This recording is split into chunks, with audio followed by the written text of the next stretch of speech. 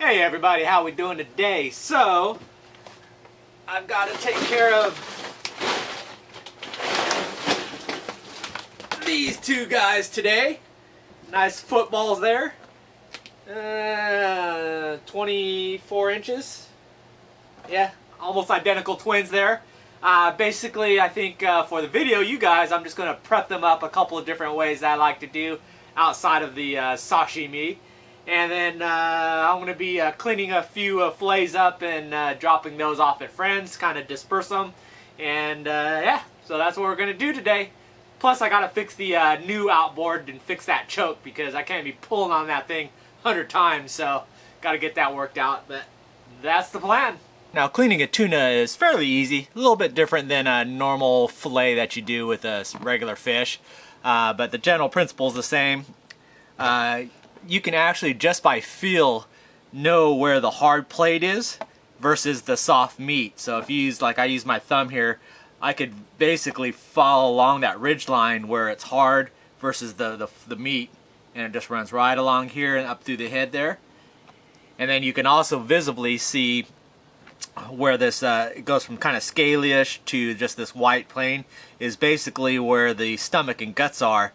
So I'm going to bypass those. So I'm going to start from the high point where it's soft, where there's meat up in the skull area, outline it right along this hard ridge line, down to the edge where it gets to where the stomach area is, cut across, bypassing all the stomach area here, and then from there it's just normal cutting an outline, notching it, and then a outline right along the top of the spine there.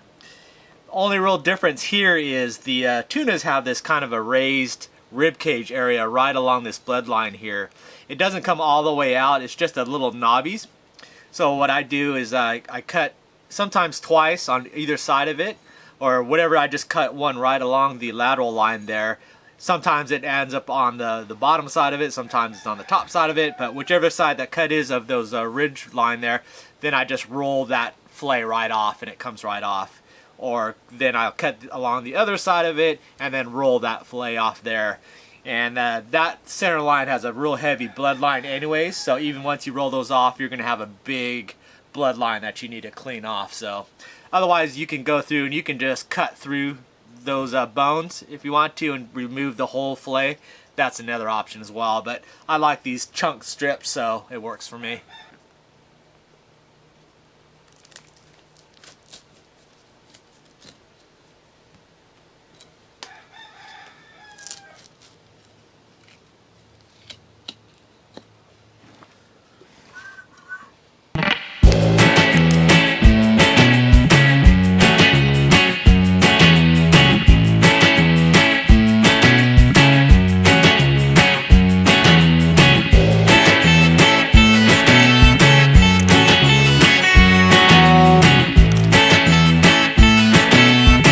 There we go.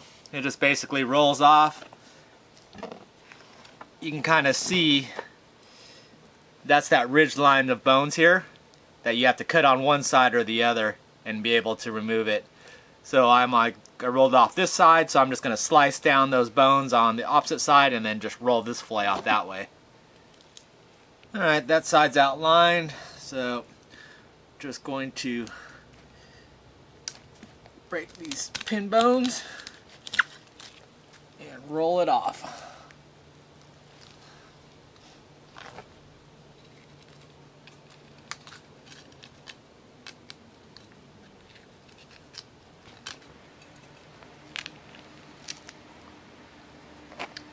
And there we go. So we've got this belly meat and collars that we can cut off, and that makes a nice great barbecue meal there. I actually like this part for bait because it's a nice thick chunk there for yellowtail snappers. But otherwise that gets that fillet out pretty clean there, not much left. And nice two clean fillets here. This is that bloodline I was talking about that you have to runs down the center line here that you just got to clean up there. But otherwise do the other side and we're good to go. Okay, so that tuna is all filleted out. I went ahead and took the belly strip out as well. Now I'm going to use this for chum for bait or sharks or whatever, so I'll just break it up, put it in a plastic bag, throw it in the freezer. Next time I'm needing to quick chum, and then this guy will do it. Blue crabs as well, I might be doing that, but otherwise it is ready to go. Yeah, you can eat the head, lots of meat still in there. You could break off the this portion of it and then just throw that on the grill and then just scrape off all this meat that's in there. So a lot of stuff, soup, but no need for that for now. So onward we go. Alright, there we go. We got 4 bags of nice clean blackfin tuna fillets all ready for some friends. We'll go drop these off and we'll get cooking. Alright, got the outboard as far as I can go. Basically the problem is this little white clip. It's supposed to be the retainer for this choke arm. Basically just broke off that little white plastic piece. So I've got that on order. Had to disassemble the pull start, the fuel tank, and then there's a bracket in order to get underneath there so I could reattach it to the choke knob. Be about 4 or 5 days to get that part in, but I could still use it. Hey, I could still use it. I just have to manually switch it, put the choke on, pull start it, get the cover back off, close the choke, and then go from there. Once it's warmed up, it's fine. So that is done. Say something. Say something. Say something. Say it. Alright, it's lunchtime, so let's throw something together with our beautiful, beautiful tuna that we've got. Okay, here's our stuff to make lunch.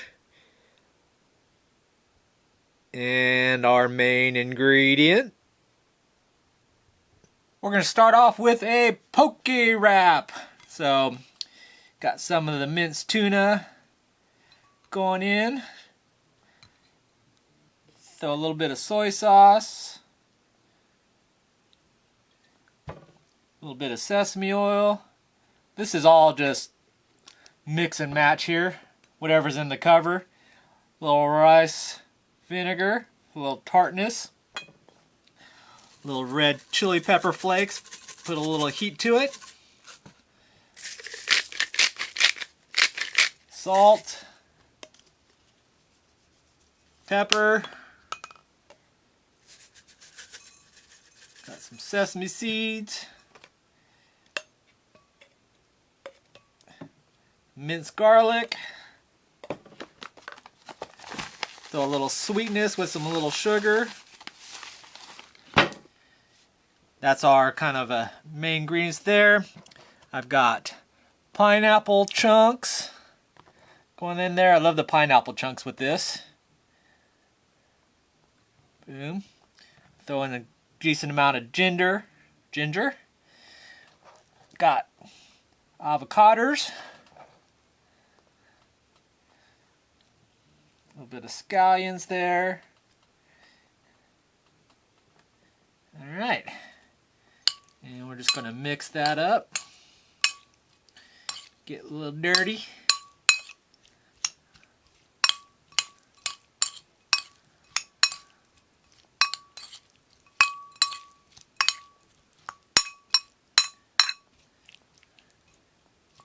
And there we go. That's our basic poke that we're going to start with. Oh yeah, I forgot the sliced almonds. Next, we've got some basic miso soup there. And we're going to drop some of this tuna in the miso. So it'll be somewhat cooked as well. Then I've got a bunch of tofu. Probably more than I need, but I want some chunk in my soup. It's a nice cold 68 degrees out there. And then some green onions. And I've got some leftover ginger, so that'll go in there as well.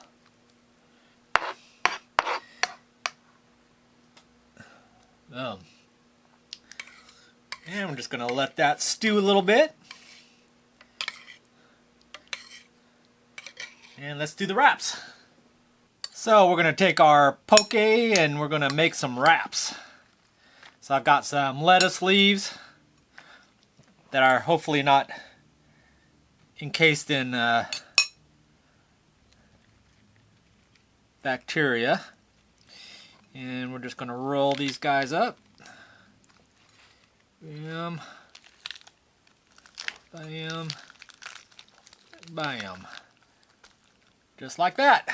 So make a couple of these little lettuce poke burritos, and we'll finish assembling our lunch. Alright, we're gonna start off our meal. We've got our blackfin tuna miso soup here. So you can see the tuna is already cooked through just from the boiling water there, but with some tofu. So that's all ready to go. Alright, for our main course, we've got the poke lettuce wraps. You can kind of see what's on the inside there. A little bit of apples for some color and sweetness. Edamame beans. Some lemons. So nice healthy lunch. So there we go. Alright, I'm going to scarf down lunch here. I got some projects I need to work on. One is to resupply all my vertical jigs because I lost more than a dozen. Pretty much everything that I took that I had rigged got eaten up, so those are gone, but luckily I have a stash, so I'm gonna go prep some just in case the weather ever clears up again and I could do some more wreck jigging. So that's our chores.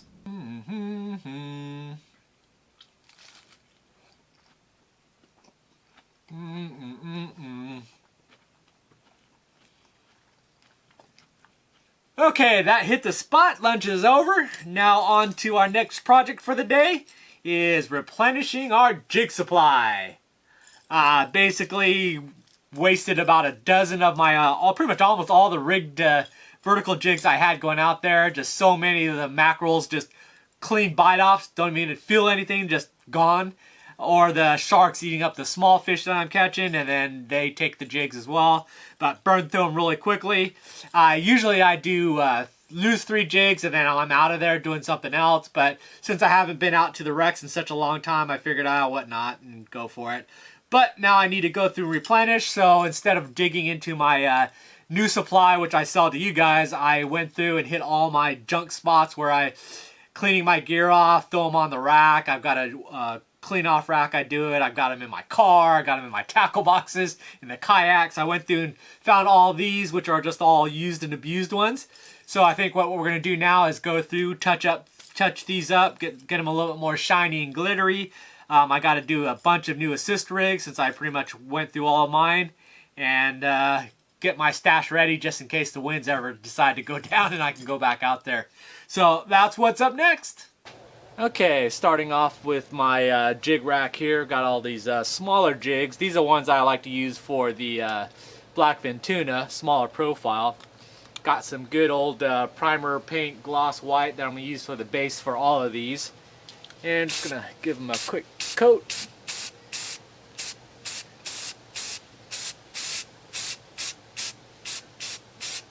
That'll give a good contrast as well as be a bonding agent for some of the glitter ones that I do. Give them a nice layer there and let them dry for a bit. Okay, very low tech. Got our tape, pulled off a strip, cut it in half. Now I just have 2 little narrow strips there. And just stick them on. And now we got some flash. And just do it to the other side.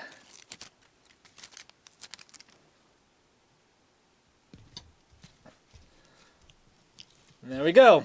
Then I'm just going to put a coat of clear on there. And we got our shiny on. For this next way, we're going to just hit it with some spray paint to kind of get it wet. And then pour the glitter over it. Put a light coat on there.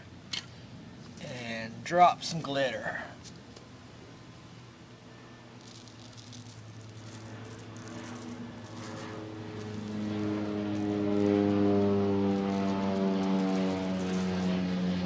And there we go, got our shine on. Shiny. Now that all the shininess is done, I'm going to use this clear gloss just to kind of protect the shininess. So hit these. Kind of help bond everything together.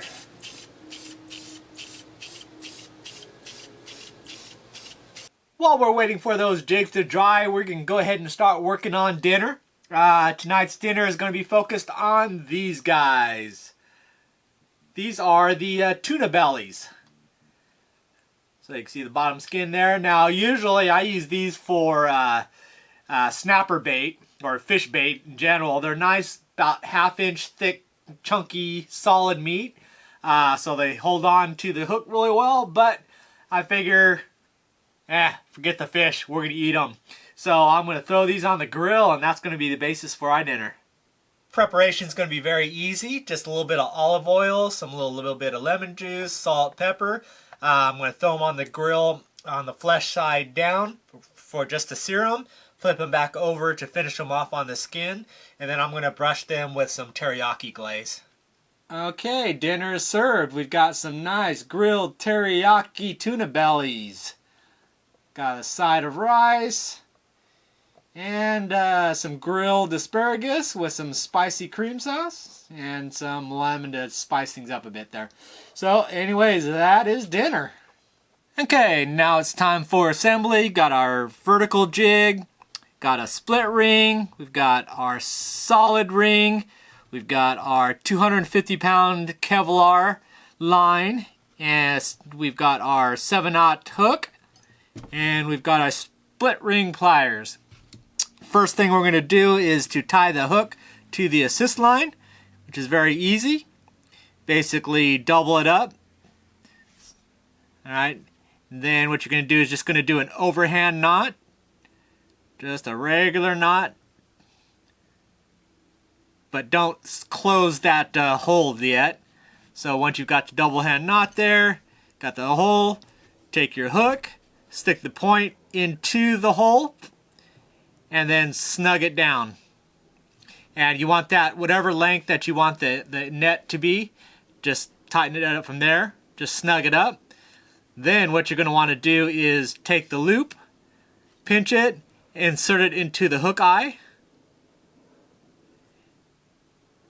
Once you've got that, you're pretty much done. Then you're just going to tug it and tighten it. Boom. And boom. And it becomes just like a jam knot. And that's not coming apart. There you go. And that's that part of it. The hook, assist hook's ready.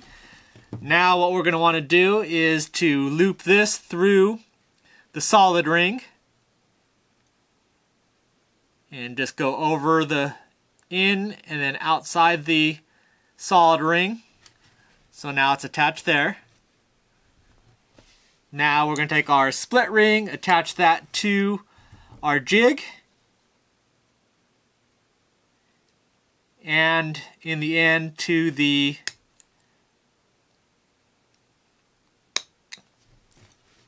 jig, as well as to our solid ring. There.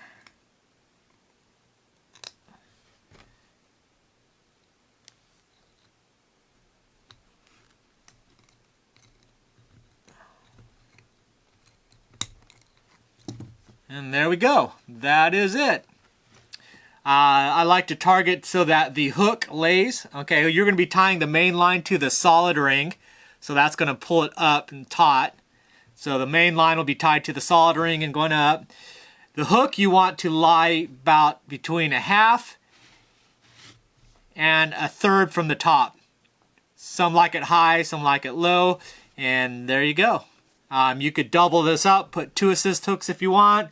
You could put a trailer hook on here if you want, but quick and easy, cheap and fast, just the single hook is good for me. You could also put shrink wrap if you want to, but as you've seen, these tend to not last very long, so catch 2 or 3 fish on them, I'm more than happy. So there you go.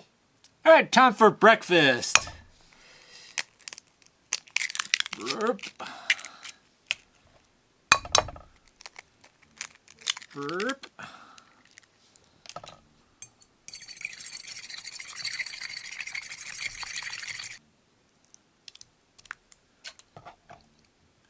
Now we've got our tunas in there. Gonna do some mushrooms.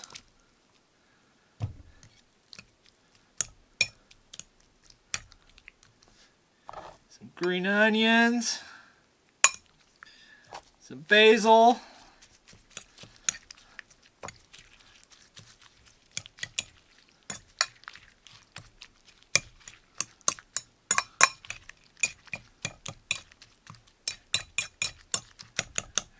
there we go.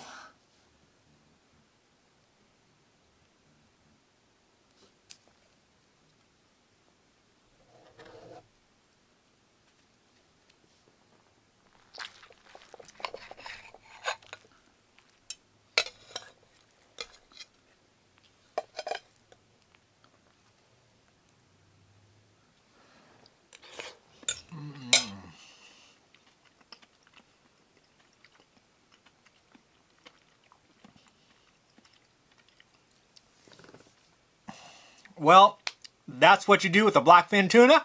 A few different ways, so breakfast, lunch, and dinner, and doing a few chores as well. But anyways, thanks for watching the video. Have a good rest of your day. Bye.